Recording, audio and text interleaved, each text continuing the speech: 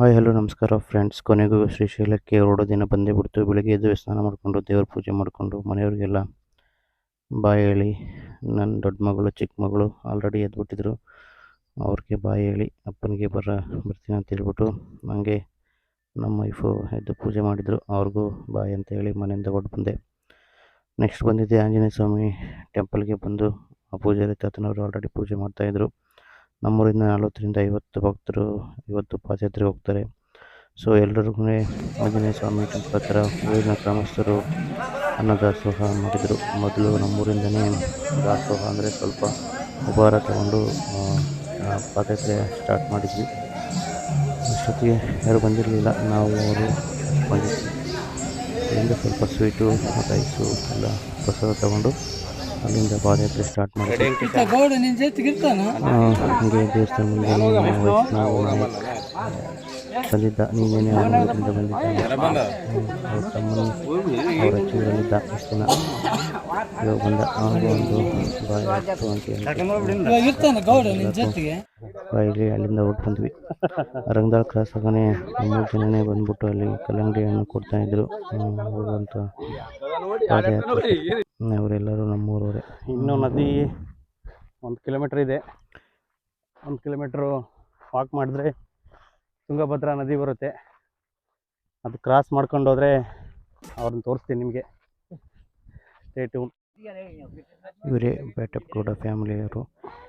ಅವರು ಸುಮಾರು ವರ್ಷಗಳಿಂದ ಇಲ್ಲಿ ನದಿಗೆ ಬಂದ್ಬಿಟ್ಟು ಬೆಳಗ್ಗೆ ಎದ್ದು ಒಗ್ಗರಣೆ ರೆಡಿ ಮಾಡಿಕೊಂಡು ನಮ್ಮೂರಿಂದ ಬರ್ತಕ್ಕಂಥ ಪಾದಯಾತ್ರೆಗಳಿಗೆ ಟಿಫಿನ್ ಮಾಡಿರ್ತಾರೆ. ಹಾಗೆ ಕಲ್ಲಂಗಡಿ ಹಣ್ಣು ಕೊಟ್ಟರು. ಸೊ ತುಂಬ ದಿನದಿಂದನೇ ಪಾದಯಾತ್ರೆಗೆ ಹೋಗ್ತಾಯಿದ್ದಾರೆ. ನನಗೆ ಇನಿಷಿಯಲಿ ಹೇಳ್ಬೇಕಂದ್ರೆ ಟಿ ಬೇಟಪ್ಪ ಕೂಡ ಶ್ರೀಶೈಲ ಪಾದಯಾತ್ರೆ ಮಾಡೋಕ್ಕೆ ಇನ್ಸ್ಪಿರೇಷನ್ನು. ಹಾಗೆ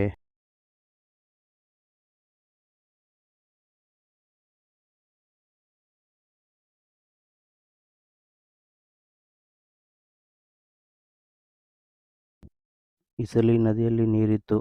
ನದಿ ದಾಟ್ಕೊಂಡು ಬಂದ್ವಿ ಎಲ್ಲರೂ. ನದಿನ ದಾಟಿದ ತಕ್ಷಣವೇ ಮಳ್ಳಿ ಅಂತ ಹೊರಟು ಬಂದ್ವಿ. ಹಾಗೆ ಗೋದಲದಡ್ಡಿ ಬರೋಕ್ಕಿಂತ ಮುಂಚೆ ನಮ್ಮೂರು ಹುಡುಗರು ಪಾದಯಾತ್ರೆ ಬರ್ತಾಯಿದ್ರು. ಎಲ್ಲರ ಜೊತೆನೂ ಒಂದು ಸೆಲ್ಫಿ ತಗೊಂಡು ಅವರೆಲ್ಲ ತುಂಬ ಫಾಸ್ಟ್ ವಾಕ್ ಮಾಡ್ತಾರೆ. ಅವ್ರನ್ನೆಲ್ಲ ರೀಚ್ ಮಾಡೋಕ್ಕಾಗಲ್ಲ ನಾವು, ತುಂಬ ಹೆಂಗಿದ್ದಾರೆ. ಸೊ ಅಲ್ಲಿಂದ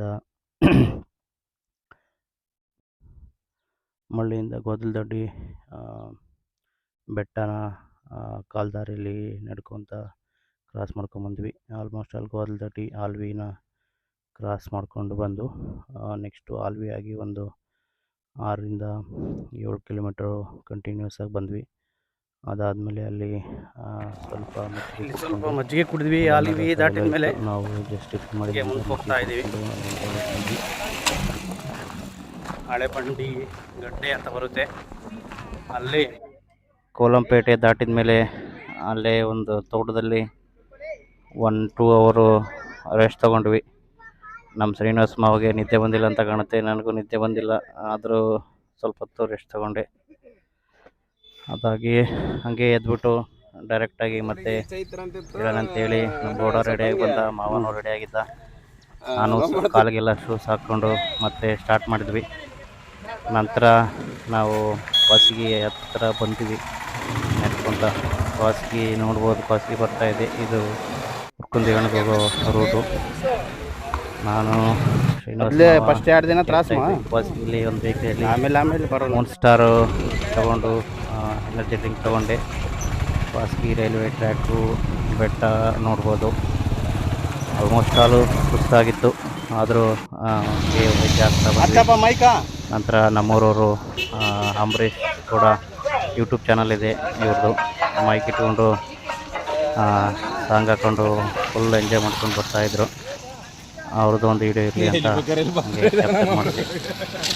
ರವಿ ಅವರು ಇವರು ರಾಜಕೀಯದಲ್ಲಿ ಇರ್ತಾರೆ. ಮಾನ್ವಿ ತಾಲೂಕು JDS ಕೊಂಡ್ರು. ವಾಸಿಗೆಯಲ್ಲಿ ಭೇಟಿಯಾದರು. ಹಾಗೆ ಮಾತಾಡಿ ಬಂದ್ವಿ. ಅದಾದ ನಂತರ ಹಾಗೆ ಕಂಟಿನ್ಯೂಸ್ ಆಗಿ ಹೋಗ್ತಾ ಇದ್ವಿ. ಅಂಬರೀಷ್ ಅವರು ಮತ್ತು ಯೂಟ್ಯೂಬ್ ಚಾನಲ್ ಇದೆ, ಅವರ ಲಿಂಕ್ ಹಾಕ್ತೀನಿ. ಅವರು ಮಲ್ಲಯ್ಯ ಕಟ್ಟಣಿಕೆ ರಿಲೇಟೆಡ್ ಯೂಟ್ಯೂಬು ವೀಡಿಯೋಸ್ ಅಪ್ಲೋಡ್ ಮಾಡ್ತಾರೆ. ಅವರೇ ನನಗೆ ಇನ್ಸ್ಪಿರೇಷನ್ನು ಹೇಳ್ಬೇಕಂದ್ರೆ. ಅವ್ರು ಮೊದಲಿಂದನೂ ಪಾದಯಾತ್ರೆ ಮಾಡ್ತಿದ್ದಾರೆ. ಅಂತ ಒಬ್ಬರು ಯಾರು ಪಾದಯಾತ್ರಿಗಳು ಅಲ್ಲಿ ಏನು ಪಾಲಿಸ್ಕೊಂಡು ಪಾದಯಾತ್ರೆ ಮಾಡ್ತಾಯಿದ್ರು. ನಾನು ಹಾಗೆ ಒಂದು ವಿಡಿಯೋ ಕ್ಯಾಪ್ಚರ್ ಮಾಡಿಕೊಂಡು ಬಂದೆ. ಒಂಥರ ನಾನು ಒಂದು ವಿಡಿಯೋ ಮಾಡೋಣ ಅಂತೇಳಿ ಮಾಡ್ತಾಯಿದ್ದೆ. ಯಾವುದು ಸರ್? ಅವ್ರ ಅಂಕಲ್ ಮಾತಾಡ್ಸಿದ್ರು. ತುಂಬ ದೂರ ಇದೆ ಸರ್. ಅವ್ರಿಗೆ ಅವ್ರ ಅಂಕಲ್ ಹತ್ರ ಮಾತಾಡ್ಕೊಂತ ನೋಡಿಲ್ಲ, ಬರ್ತಾ ಇದ್ದೆ. ಕರ್ನೂಲು ನಾಳೆ ನಾಡಿದ್ದು ಬೆಳಗ್ಗೆ ನಾವು ರೀಚ್ ಆಗೋದು. 40 ಕಿಲೋಮೀಟರ್ ಪರ್ ಡೇ ನಡೆದ್ರೆ. ನಮ್ಮದು ಮಾನಿಮುಷ್ಟೂರು. Hi, hello everyone. ಕೇಳಿದ್ರೆ ತೋರಿಸುತ್ತೆ, ಕೇಳಿಲ್ಲ ಅಂದರೆ ಇಲ್ಲ. ನಾನು ವಿಡಿಯೋ ರೆಕಾರ್ಡ್ ಮಾಡ್ತಾ ಇದ್ದೆ. ಹಲೋ ಸ್ನೇಹಿತರೆ, ನಮ್ಮ ಪಾದಯಾತ್ರೆ ಸಾಗ್ತಾ ಇದೆ. M I still energetic? Obviously should be, but I am not. I am little tired. even though I walked around 35 kilometer. Still I have to walk 15 kilometer. ನಾನು ಇನ್ನೂ 15 ಕಿಲೋಮೀಟರ್ ನಡಿಬೇಕಾಗಿದೆ. ದಾರಿ ಏನೋ ಚೆನ್ನಾಗಿ ಸಾಗ್ತಾ ಇದೆ. ನೋಡೋಣ ಯಾವ ರೀತಿ ಸಾಗುತ್ತೆ. ತುಂಬ ಬಿಸಿಲಿದೆ. ಚಳಿ ಸ್ವಲ್ಪ ನೆರಳಲ್ಲಿ ಜಾಸ್ತಿ ಆರಾಮಾಗಿ ನಡಿಬೋದು. ಸ್ವಲ್ಪ ಬಿಸಿಲಿಗೆ ಬಾಡಿ ರೆಸ್ಪಾನ್ಸ್ ಮಾಡ್ತಿಲ್ಲ. But still I should walk. Okay, ನೋಡೋಣ ಯಾವ ರೀತಿ ಸಾಗುತ್ತೆ. ಇವಾಗ ಇನ್ನೂ ಡಿ ಬೆಳಗಲ್ ಇನ್ನೊಂದು 3 ಕಿಲೋಮೀಟ್ರ್ ಇದೆ. 3 ಕಿಲೋಮೀಟರ್ಸ್ ದಾಟಿದ್ರೆ ಡಿ ಬೆಳಗಲ್ ಅಂತೇಳಿ ಬರುತ್ತೆ. ಅಲ್ಲಿಂದ ಮಂತ್ರಾಲಯ ಕ್ರಾಸ್. ಅಲ್ಲಿಂದ ನಮ್ಮ ಫಸ್ಟ್ ಸ್ಟಾಪು ಬೂದೂರು ಬರುತ್ತೆ. ಮಂತ್ರಾಲಯ ಕ್ರಾಸಿಂದ ಬೂದೂರಿಗೆ ಇದೆ, ಸುಮಾರು ದೂರ ಇದೆ. ನೋಡೋಣ, ಬೂದೂರವ್ರಿಗೆ 9 o'clock ಒಳಗಡೆ ರೀಚ್ ಆದರೆ ರೆಸ್ಟ್ ಮಾಡೋಣ ಅಲ್ಲಿ. ಇವತ್ತು ಚೆನ್ನಾಗೇ ಸಾಗ್ತಿದೆ. ಓಕೆ, ಸ್ಟೇ ಟ್ಯೂನ್, ಬಾಯ್. ಈ ಬೆಳಗಲ್ ದಾಟಿದ ಮೇಲೆ ಅಲ್ಲೇ ಬೆಟ್ಟ ಹತ್ರ ಒಂದು ಸ್ವಲ್ಪ ಜನ ಹುಡುಗರು ಜಾರಬಂಡಿ ಆಟ ಆಡ್ತಾಯಿದ್ರು. ಈ ಥರ ಜಾರಬಂಡಿ ಆಟ ಆಡ್ತಿರೋದು ತುಂಬ ಅಪರೂಪ.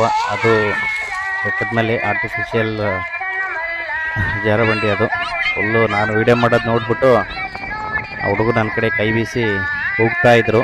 ಅದು ನನಗೆ ಕ್ಯಾಪ್ಚರ್ ಮಾಡಿಕೊಂಡೆ. ಹಾಗಾಗಿ ಹಂಗೆ ಮುಂದೆ ಬಂದೆ. ಇಲ್ಲೊಬ್ಬರು ಟೀ ಕೊಡ್ತಾಯಿದ್ರು, ಟೀ ಮತ್ತು ಮಜ್ಜಿಗೆನ. ಅವ್ರಿಗೆ ಮೊಬೈಲ್ ಕೊಟ್ಬಿಟ್ಟು ವೀಡಿಯೋ ಮಾಡೋಕ್ಕೆ ಹೇಳಿದೆ. ಅವರೆಲ್ಲನೂ ರೆಕಾರ್ಡ್ ಮಾಡ್ತಾಯಿದ್ರು. ನಾನು ಫುಲ್ಲು ಸ್ಪ್ರೇ ಹೊಡ್ಕೊಂಡು ಮಲಗಿಬಿಟ್ಟಿದ್ದೆ. ಇಲ್ಲಿ ಸುನೀಲ್ ಬರ್ತೀನಂತ ಹೇಳಿದ್ದ, ಅವನಿಗೋಸ್ಕರ ಕಾಯ್ತಾ ಇದ್ದೆ. ಅವರು ಬಂದ ತಕ್ಷಣ ಎದ್ದೋಗೋಣ ಅಂತ ಹೇಳ್ಬಿಟ್ಟು ನಾನು ಗೌಡ ಮಲ್ಕೊಂಬಿಟ್ಟಿದ್ದೀನಿ. ಸ್ವಲ್ಪ ರೆಸ್ಟ್ ತಗೋಣ ಅಂತೇಳಿ ಮನೆಯಲ್ಲಿ ಫೋನ್ ಮಾಡಿ ಮಾತಾಡ್ತಾಯಿದ್ರು.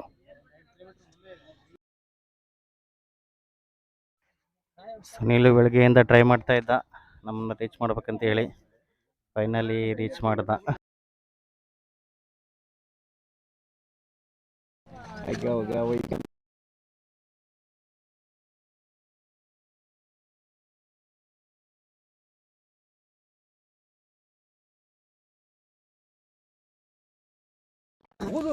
ಮಂತ್ರಾಲಯ cross ದಾಟಿದ್ದೀವಿ.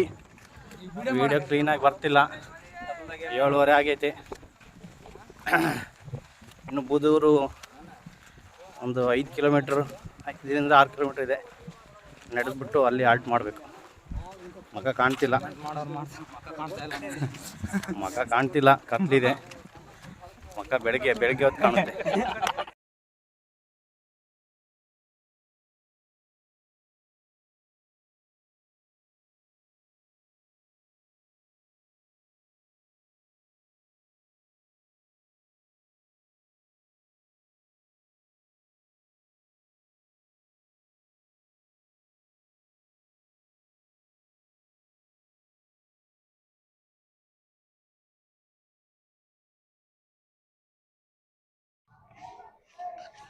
Hello, we finally reached Guduru. This is our first destination.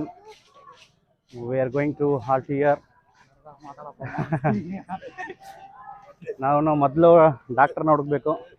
ಇಲ್ಲೆಲ್ಲ ನೋಡ್ತಿದ್ದೀರಿ ಮಲ್ಲಯ್ಯನ ಭಕ್ತರು ಇಲ್ಲೇ ರೆಸ್ಟ್ ಮಾಡಿದ್ರು.